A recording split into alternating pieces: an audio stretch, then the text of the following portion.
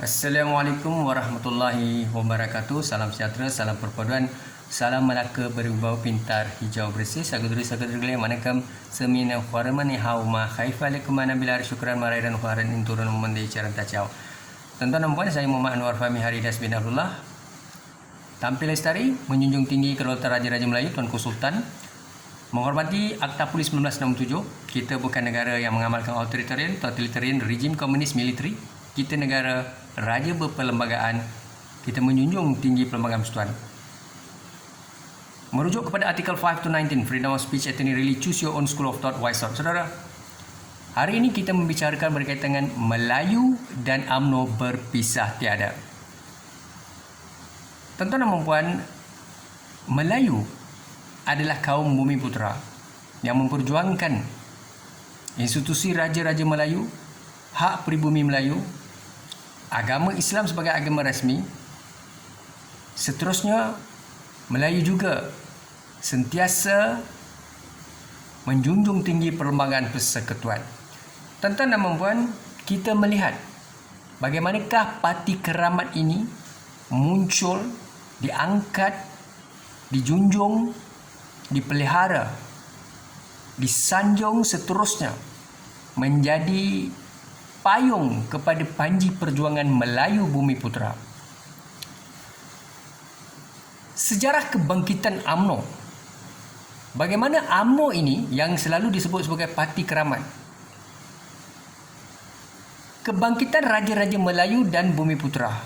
Saudara, melalui UMNO inilah maka Tuanku Sultan, dulu yang mula Raja-Raja Melayu, Tuanku Sultan, rakyat akar umbi, khususnya Bumi Putera, Semenanjung dan Sabah Sarawak bangkit memperjuangkan kepentingan hak pribumi, hak Malaya.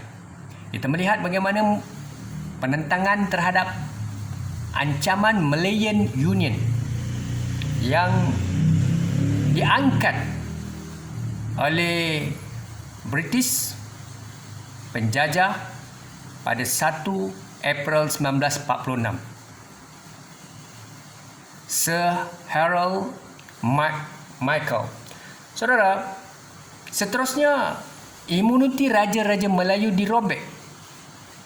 Kedaulatan Raja-Raja Melayu, keutuhan, kuasa, keagungan yang dipelihara selama ini oleh masyarakat Bumi Putera cuba dirobek, dicabuli dan seterusnya.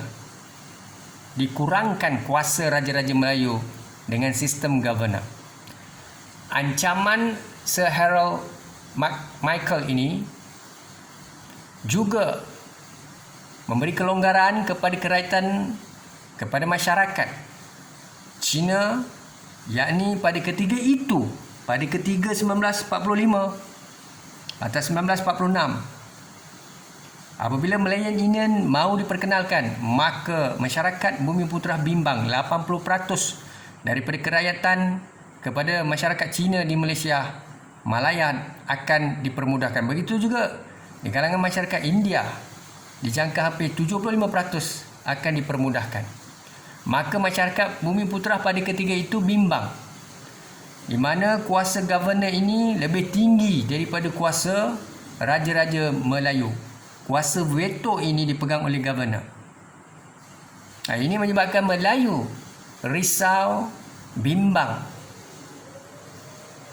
Maka pada ketika itu berlakulah satu kesinambungan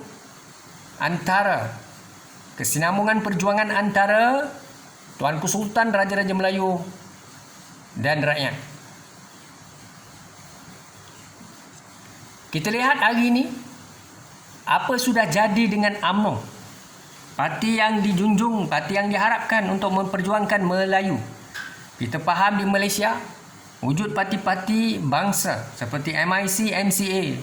MCA untuk orang Cina, MIC untuk India. DAP untuk pelbagai kaum. Kita ada parti-parti lain seperti Amanah, PAS memperjuangkan Islam. Begitu juga Bersatu Melayu, Pejuang juga Melayu Perkasa Putra, Parti Putra. Tuan-tuan dan puan, kejatuhan UMNO ini bersangkut paut dengan isu pembongkaran rasuah salah guna kuasa, berbilion-bilion aset-aset yang dijual. Benar atau tidak? Namun perkara itu telah ditularkan, dihebahkan, didendangkan di Palu pada tahun 2018 ketika pilihan raya PRU14, pilihan raya ke-14. Ramai pemimpin UMNO diheret ke mahkamah atas kesalahan melakukan rasuah pecah amanah, salah guna kuasa, menjual aset Marah, Felcra, Felda dan sebagainya. Saudara, dalam kalangan pemimpin UMNO ini juga segelintirnya dilihat membina legasi turun-temurun, berterusan.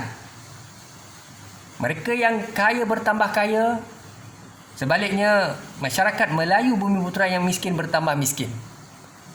Pemimpin-pemimpin yang veteran ini mendominasi kepimpinan dengan mengikut keselesaan dan kedangkalan masing-masing. Seterusnya, pemimpin kumpul harta kekayaan untuk dirinya, anak beranak, keturunan. Dan kalau kita melihat laporan daripada SPRM, pendedahan daripada pengisytiharan harta, ramai pemimpin-pemimpin UMNO ini, bukan saja pemimpin UMNO, malahan pemimpin parti lain, pemimpin politik secara umumnya, kebanyakan mereka yang berkecimpung di dalam politik selain daripada UMNO juga, mereka memiliki kekayaan yang sangat-sangat mencurigakan, iaitu berbilion-bilion. Saudara, ini mungkin persepsi maupun perception ataupun kebenaran kerana diisytiharkan, digazetkan, didedahkan melalui pendakwaan oleh SPRM. Dan perkara ini kita juga melihat ramai pemimpin-pemimpin baik dalam UMNO maupun parti-parti lain juga diheret ke mahkamah. Tuan-tuan dan puan, kita melihat ancaman hari ini kepada UMNO. Bagaimana kemunculan parti-parti baru yang kononnya mahu memperjuangkan Melayu, Islam dan Bumi Putera. Dan bagi mereka, perjuangan UMNO ini tidak lagi relevan dan rasional. Maka ancaman baru, apakah persaingan parti-parti Melayu Bumi Putera yang baru dan yang lama? Bersatu adalah parti yang ditubuhkan hampir dalam 3 tahun atau 2 tahun. Parti ini mahu memperjuangkan hak Bumi Putera Melayu. Begitu juga Pejuang juga mahu memperjuangkan aspirasi kemelayuan dan Bumi Putera. Seterusnya PAS memang sudah lama. Parti ini juga mahu memperjuangkan Islam dan Bumi Putera. Seterusnya Putra. Parti-parti yang ditubuhkan akan tumbuh ibarat cendawan selepas hujan. Begitulah antara ancaman yang mampu saya gazetkan di sini kepada persaingan yang sehat melalui demokrasi berparlimen, di mana sesiapa saja bebas menubuhkan apa-apa kesatuan-persatuan untuk memperjuangkan hak kumpulan atau komuniti berkaitan. Bumi Putera bersama UMNO. Saudara, mengapa Parti Keramat ini sukar dilupakan? Walaupun tidak mendapat sokongan 100% dalam pilihan raya ke-14 atau mungkin 15, namun UMNO ini dilihat oleh Melayu Bumi Putera dan mereka sanggup berjihad segelintirnya kerana asal usul parti UMNO ini bukan saja ditubuhkan di Istana Johor Bahru, di mana Parti Keramat ini adalah sentiasa mendapat restu Raja-Raja Melayu dan Tuanku Sultan. Tuan-tuan dan puan, kaitan UMNO dengan istana sangat rapat.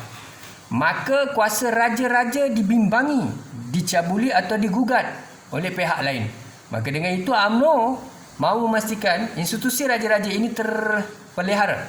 Bukan saya merujuk kepada Perlembagaan Persekutuan, malahan kepada perjuangan satu kumpulan Bumi Putera Melayu untuk memastikan supaya institusi Raja-Raja Melayu kekal berkuasa. Seterusnya, UMNO juga bimbang apabila Melayu leka atau Melayu berpecah atau Melayu tidak ada kuasa di atas kelemahan Melayu itu sendiri. Melayu tidak mahu belajar daripada sejarah maupun leka dan terus terpalit dengan rasuah dan sebagainya, salah guna kuasa. Akhirnya masyarakat atau etnik lain yang lebih berintegriti mempunyai two-third majority, mereka menjadi Perdana Menteri atau majoriti ahli parlimen adalah bukan Melayu. Saudara, saya merujuk kepada UMNO. Saya tidak merujuk kepada parti politik lain kerana setiap parti politik mereka ada perjuangan mereka, objektif penubuhannya berbeza-beza. Seterusnya, mempertahankan keistimewaan Melayu. Sudah pasti UMNO ini dilihat signifikan. Signifikan untuk mempertahankan hak Melayu di kawasan rural area, urban area, pendalaman Sabah, Sarawak maupun Semenanjung. Seterusnya, memperjuangkan hak institusi Raja-Raja Melayu. UMNO juga dilihat adalah antara parti yang akan mempertahankan Islam dan bahasa Melayu. Kerana bahasa rasmi Malaysia adalah bahasa Melayu. Dan agama rasmi persekutuan adalah Islam. Maka UMNO mahu sentiasa menjaga segala apa yang termaktub, tertera, yang telah diwartakan atau dipertahankan dalam Perlembagaan Persekutuan. Maka UMNO mahu memastikan supaya segala undang-undang ini yang termaktub di dalam Perlembagaan Persekutuan, iaitu undang-undang tertinggi di Malaysia, mana-mana enactment akta ordinan yang bercanggah dengan Federal Constitution, maka batal. Maka itulah UMNO mahu terus memastikan kewujudan UMNO ini bukan hanya untuk perjuangan politik semata-mata, malahan mempertahankan segala elemen-elemen ini. Saudara, kebangkitan UMNO, macam mana, bagaimana, apa cara kita mahu memastikan bukan saja UMNO, mungkin parti-parti politik lain seperti parti politik MIC, MCA, DAP Amanah, Keadilan, PKR dan apa saja parti. Namun hari ini kita membicarakan UMNO. Saya hari ini memberi fokus kepada UMNO. Bagaimana untuk kita enhance the image and reputation, identity, corporate. Kita mahu memastikan UMNO relevan, signifikan kepada masyarakat atau pengundi-pengundi Melayu Bumi Putera di Malaysia ini. Pertama, laluan pemimpin muda. UMNO perlu lebih terbuka, berjiwa besar, memberi laluan kepada pemimpin-pemimpin muda atau penjawat awam pencen maupun agensi-agensi keselamatan, pesara-pesara, agensi-agensi keselamatan dalam negara, profesor-profesor pencen ataupun usahawan entrepreneur muda, anak-anak muda. Janganlah UMNO dan pemimpin veterannya berjiwa kecil, menghalang, bimbang dan tidak mahu meluluskan keahlian atau memberikan mereka laluan untuk menjadi calon di kerusi DUN dan Parlimen. Kalau UMNO mampu lakukan branding dengan memberi laluan kepada anak muda yang berkarisma, berintegriti, amanah, maka UMNO akan diterima sepenuhnya oleh masyarakat Melayu Bumi Putera. Seterusnya, pengunduran pemimpin veteran. Kalau kita sayang, hormat dan seterusnya kita berjiwa besar, mahu melihat UMNO ini relevan, diterima pada PRU15, maka pemimpin-pemimpin yang punya skandal, rasuah, salah guna kuasa, membina legasi, dah kaya, terlampau kaya, bertahun-tahun menjadi ahli parlimen dan ADUN, melebihi 20 tahun, melebihi 15 tahun, silalah beri laluan, undurkanlah diri. Kerana dengan adanya sebahagian kes-kes rasuah, salah guna kuasa, penyelewengan, kita bukan hanya melihat UMNO, dia termasuklah PKR, termasuk DAP, termasuklah daripada Barisan Nasional, termasuklah dalam PAS dan sebagainya. Pemimpin politik yang ada masalah corruption, salah guna kuasa, eloklah undurkan diri. Hari ini kita rujuk kepada UMNO, saya beri fokus. Seterusnya, UMNO perlulah dilihat parti berintegriti, cakap mesti lakukan, jangan retorik. Maka masyarakat, pemuda-pemuda, adolescents, teenagers, mahasiswa, belia, golongan entrepreneur, businessman, golongan profesional, mereka intelektual. Mereka tahu integriti pemimpin-pemimpin politik ini, khususnya UMNO yang memperjuangkan Melayu dan Islam. Seterusnya, kita perlu melahirkan pemimpin-pemimpin yang berkarisma, mempunyai capability thinking outside of the box, pemimpin transformational, pemimpin-pemimpin yang mempunyai kepimpinan yang lestari. Maka kita perlu melahirkan ikon-ikon yang berkarisma secara tuntas, konsisten dan berterusan. Succession planning. Baik tuan-tuan dan puan, antara natijahnya telah saya sampaikan. bahawa kepimpinan UMNO ini akan terus menjadi relevan. Kepimpinan UMNO ini adalah satu parti keramat, tuan-tuan dan puan-puan. Maka kita tidak ada jalan penyintas. Suka tidak suka, pahit, walaupun sakit telinga untuk mendengar, sakit mata untuk memandang, sakit hati apabila kita merenungkan slide ini. Cuma berfikirlah cara positif, bahawa ada hikmahnya. Keikhlasan saya hari ini adalah untuk membantu memastikan para pejuang UMNO Melayu Bumiputera untuk berjiwa besar, tenang, memikirkan tuan-tuan berada dalam keadaan serba salah, untuk menegur pemimpin-pemimpin veteran dalam UMNO, kerana mereka adalah pemimpin-pemimpin mastermind, mempunyai pengaruh yang kuat. Silap-silap hari bulan, tuan-tuan yang menegur pemimpin-pemimpin otai ini, pemimpin-pemimpin veteran ini, kedudukan tuan-tuan sebagai pemimpin muda akan terjejas. Sebab itulah kebimbangan ini menyebabkan ramai pemimpin-pemimpin muda dalam UMNO membisu tidak berani.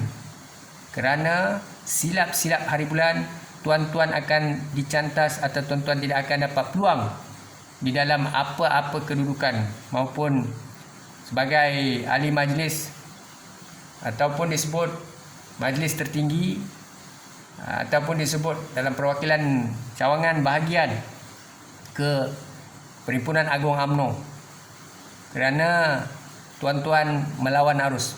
Inilah hakikatnya, kita diajar supaya menghormati pemimpin yang telah lama memakan garam daripada kita. Tetapi masalah sekarang ini tuan-tuan, sudah mula ada kecenderungan rakyat tidak lagi mahu bertaut, berpegang, mengangkat pemimpin veteran. Rakyat Malaysia dan pengundi telah celik. Mereka melihat kepada kredibiliti, intelektualiti, karisma. Pemimpin yang korup, salah guna kuasa, pemimpin-pemimpin yang sebenarnya memperjuangkan kekayaan diri anak beranak, legasi mereka ini tidak lagi diampunkan, dimaafkan. Kerana itu jenayah. Jenayah ini tidak merujuk kepada UMNO sahaja, malahan DAP, MCA, MIC, Amanah, Parti PKR dan apa saja parti. Tuan-tuan dan puan-puan, masyarakat Malaysia telah celik. Mereka boleh fikir. Maka kita tidak boleh menipu mereka lagi. Dalam pilihan raya akan datang, yang pasti rakyat dalam dilema, pengundi dalam dilema. Kerana sudah ada kesedaran pada hari ini, mereka tidak lagi mahu